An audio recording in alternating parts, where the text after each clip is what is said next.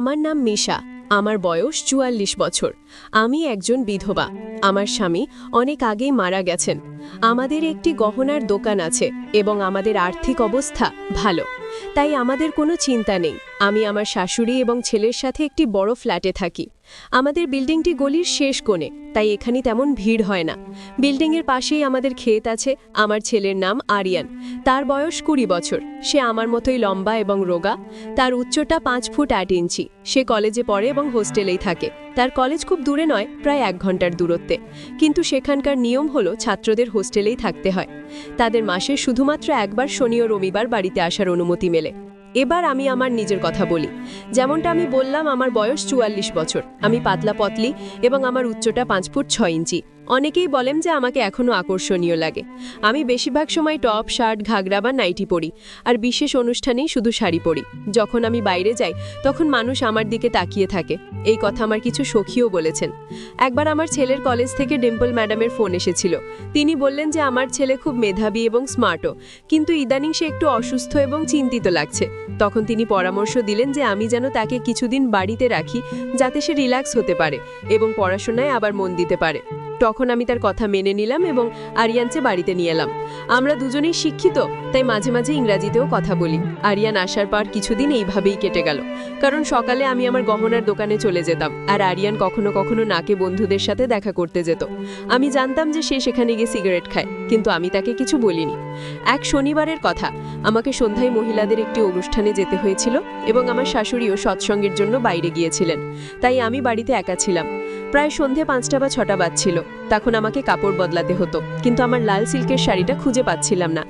তখন আমি সেটা খুঁজতে খুঁজতে আমার ছেলের ঘরে চলে গেলাম। তখনই আরিয়ান হঠাৎ বলল, মাম্মি, আমি বন্ধুদের সাথে বাইরে যাচ্ছি।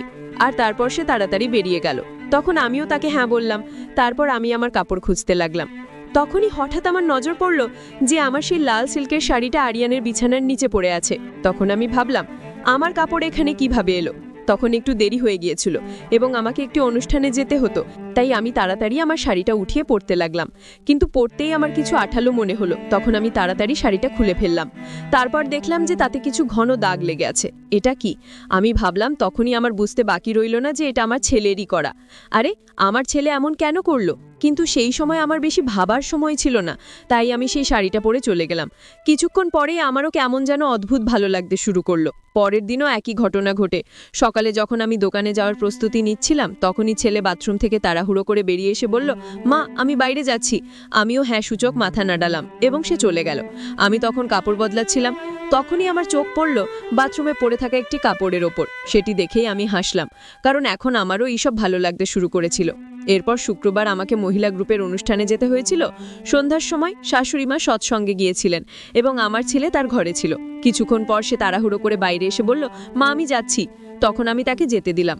সে চলে যাওয়ার পর আমি তার বিছানা ঠিক করার জন্য চাদর এবং বালিশ ঠিক করছিলাম। তখনই আমার চোখ নিচে গেল। আবার সেই একই জিনিস দেখতে পেলাম। এখন এইসব আমার ভালো লাগতে শুরু করেছিল। এখন আমি বুঝতে পারছিলাম যে আমার ছেলে কেন একটু অস্থির থাকে। তারপর আমি ভাবতে লাগলাম যে হয়তো তার কাছে এইসব মজার মনে হয়। হ্যাঁ, এখন সে বড় হচ্ছে, কিন্তু সে আমার জিনিস কেন ব্যবহার করে? এইসব চিন্তা আমার মাথায় ঘুরতে লাগলো। তারপর আমি ভাবলাম যে আমিও ইচ্ছে করে আমার পছন্দের কাপড় এবং জিনিসপত্র ছেলের ঘরে বা আশেপাশে রাখতে শুরু করব। কিছুদিন পর শনিবার দুপুরে আমি ভাবলাম যে আজ আমি তাড়াতাড়ি বাড়ি চলে যাব, কারণ সন্ধ্যায় শাশুড়িমা সৎসঙ্গে যাবেন। তখন আমি আমার দোকানে কাজ করা মেয়েদের বলে দিলাম যে আজ আমি তাড়াতাড়ি যাচ্ছি এবং সন্ধ্যায় আসুক না, তাই তারা দোকানের খেয়াল রাখবে। সন্ধ্যায় আমি একটি নতুন পদ্ধতি চেষ্টা করার কথা ভাবলাম। আমি চুপচাপ ছেলের ঘরে গেলাম, কাপড় বদলাতে লাগলাম এবং কিছু কাপড় সেখানেই ফেলে রাখলাম, এটা দেখার জন্য যে সেই কি করে। তারপর আমি আমার কাজে লেগে পড়লাম। দুপুরে যখন আমি দেখলাম, তখন আমার ছেলে তার ল্যাবে কিছুর জন্য অপেক্ষা করছিল এবং তার কাজ করছিল। তখন আমার একটু অদ্ভুত লাগলো, কিন্তু সে কি করতে পারতো? সে তো এখনো যুবক। এই ভেবে আমি আমার কাজে লেগে পড়লাম। এখন সন্ধে 7টা বেজেছিল। আমার শাশুড়িমা সৎসঙ্গের জন্য গিয়েছিলেন। এখন বাড়িতে শুধু আমি আর আমার ছেলেই ছিলাম। এই সুযোগে সদ্ব্যবহার করে আমি ভাবলাম যে আজ কিছু আলাদা করব। তখন আমি ওপরে শার্ট পরলাম এবং নিচে টাইট শাড়ি। তারপর একবার আয়নায় নিজেকে দেখলাম। হালকা লাল রঙের লিপস্টিক লাগালাম এবং কপালে বড় টিপ পরলাম, চুলও খোলা রাখলাম। তখন আমাকে সত্যি খুব ভালো লাগছিল। তখনই আমার ছেলে এলো। এখন সে অবাক হয়ে গিয়েছিল। সে আমাকে মাথা থেকে পা পর্যন্ত দেখলো এবং কয়েক মুহূর্ত আমাকে এভাবেই দেখতে থাকলো। তখন আমি বললাম, আরে বাবা, এভাবে কি দেখছিস? চা খাবি? তখন ছেলে বলল, না আমি বাইরেই খেয়ে নেব হোটেলে। তখন আমি বললাম, আরে বাবা এভাবে চলবে না, আজ তুই আমার সাথে চা খাবি। আর হ্যাঁ, আমি জানি যে তুই সিগারেটও খাস, যদি খেতে হয় তাহলে তোর ঘরে খেতে পারিস। তারপর আমি বললাম, চল বাবা চা খাই, হলে চলি। তারপর আমরা দুজনেই হলে গেলাম। তখন আমি তাকে জিজ্ঞাসা করলাম, আরে আরিয়ান। আজের ওপর আমি বললাম ঠিক আছে, তোর ইচ্ছে। ঠিক তারপর আমি মেসেজ করলাম, আজ তুই বাবার জায়গা নে, আজ এই মঙ্গলসূত্র আমাকে পরা। আরিয়ান জবাব দিল, হ্যাঁ মা আমি পড়ি, কিন্তু তুমি। আরিয়ান আবার জবাব দিল, হ্যাঁ মা ধরে নাও আমি পড়িয়ে দিয়েছি, কিন্তু আমি তোমাকে মাই ডাকবো। তারপর আরিয়ান মেসেজে স্মাইলি পাঠালো। কিছুক্ষণ পর সে বাড়ি এলো, তখন সে সাথে পিৎজা এনেছিল। তখন আমি বললাম, আরিয়ান তুমি আগে ফ্রেশ হয়ে নাও, আমিও এক্ষুনি আসছি। তারপর আমি কাপড় বদলালাম এবং ডাইনিং টেবিল সাজালাম। ততক্ষণে আরিয়ানও এসে গেল। তারপর আমরা একসাথে ডিনার করতে শুরু করলাম।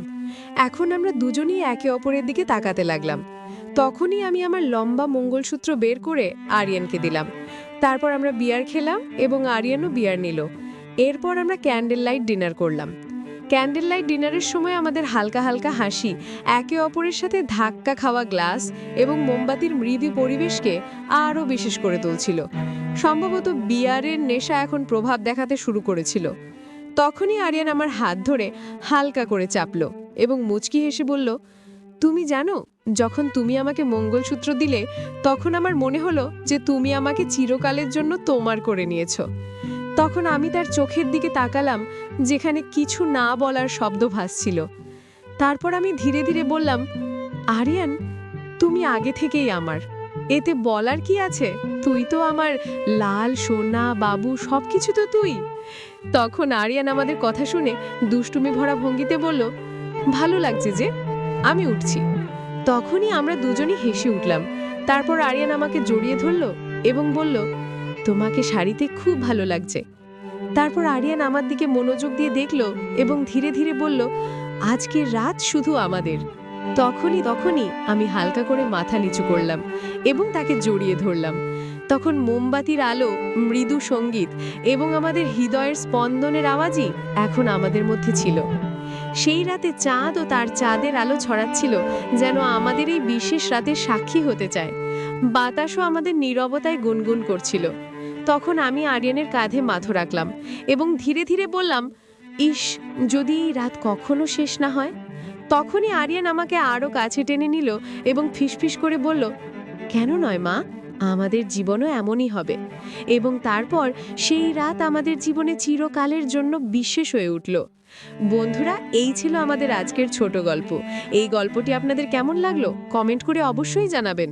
যদি এই গল্পটি আপনাদের পছন্দ হয়ে থাকে তাহলে চ্যানেলটি সাবস্ক্রাইব অবশ্যই করবেন।